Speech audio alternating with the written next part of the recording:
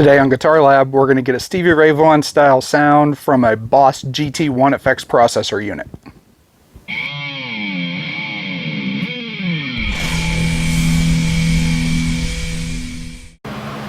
Hi everybody and welcome back to Guitar Lab. I hope everybody's having a great day. I have a bit of a change here for you today. As you may see here, I sold my Marshall Code 100 and bought another guitar, which is a video for another day. But this had been my previous amplifier, my main amplifier. It's a Blackstar ID Core 100 watt that I really love.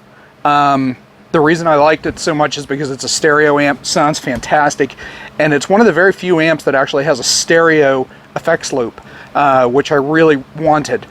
So I picked up the first thing, the preamp in this died about 6 months, a year ago, something like that, and which absolutely sucks. I bought it off of Craigslist. The amp is virtually like brand new, but of course I had no recourse since I bought it used. Almost threw it out actually, but I'm glad I didn't, because the power amp still works on it. So I had the idea of, why not buy an effects unit to replace the preamp and just run everything right into the effects loop of the guitar, which is what I wound up doing. I picked up a open box Boss GT1 effects unit off of Guitar Center.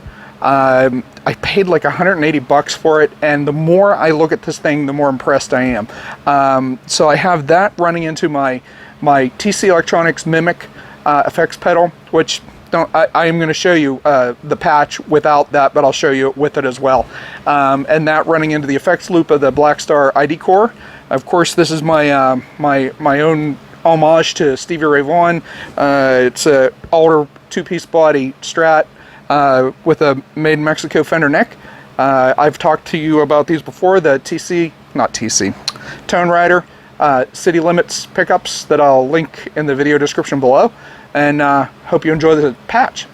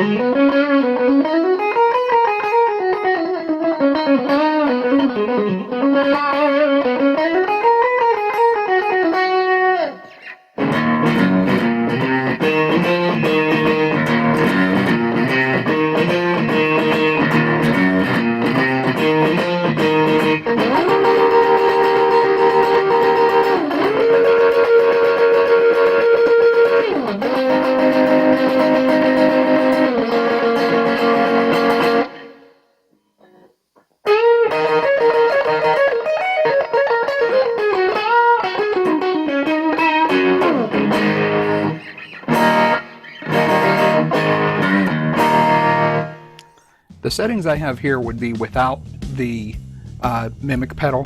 The Mimiq seems to introduce a lot of top end to the signal, and I kind of have the rest of the settings all dialed in to have that to compensate for that.